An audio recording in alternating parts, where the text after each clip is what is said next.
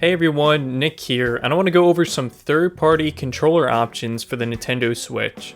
I've had issues with my first-party Pro controllers getting Joy-Con drift, along with many of my first-party Joy-Cons breaking down in this way. I've even had my Switch Lite drift on me a few weeks after release. With these issues primarily happening with first-party products, I decided to try my hands on a few third-party options instead. All the links for the products I'll be covering will be in the description down below. First off is the Binbok Switch Pro controller. The controller is coming in at $31.99 with nearly all the features here when compared to a first party one. Like I said, nearly all the features are here, including rumble and motion controls, but it's missing amiibo support. I've been using this controller for a couple of months now and been loving it. It's very responsive with a comfortable form factor. The D-pad has a larger center that gives your thumb more room to rest on. It also has these LED lights with a turbo function as an additional bonus. As for the negatives, it's a very lightweight controller, having a cheap feel to it. If you occasionally drop controllers, this might be one that you have to be even more careful with. You might be thinking that this is just a Super Smash Bros. Ultimate first-party controller, but it's not.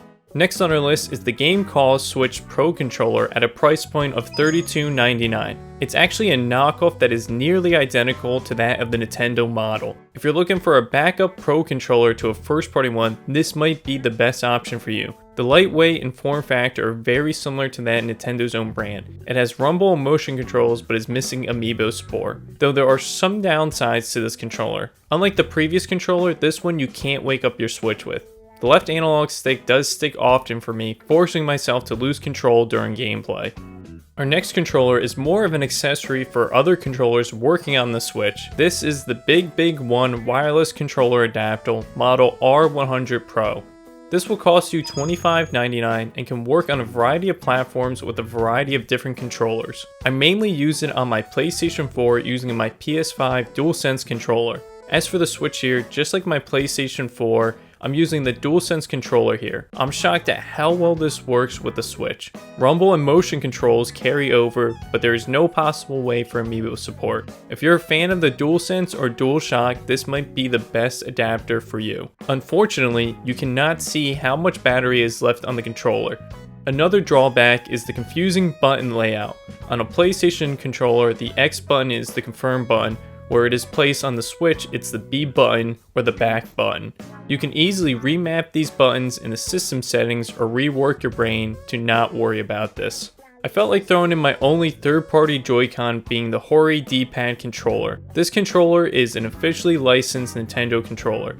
It's on the cheaper side, costing $19.99, but you only get one Joy-Con. It's a great replacement if you've been getting Joy-Con drift in your first-party ones. Since the Joy-Con doesn't have a battery, you cannot use it outside of handheld mode. Without the battery, the controller becomes much lighter and doesn't become that durable. With the options laid out here, what controller are you looking to pick up? My top pick is the Binbok Switch Pro controller. With its comfortable grip, additional features, and solid price point, it makes it a reliable placement to that of a first-party Pro controller. Hopefully Nintendo's next controllers for their next system don't have as many issues as the current one. Thanks for checking out this video, and I'll see you in the next one.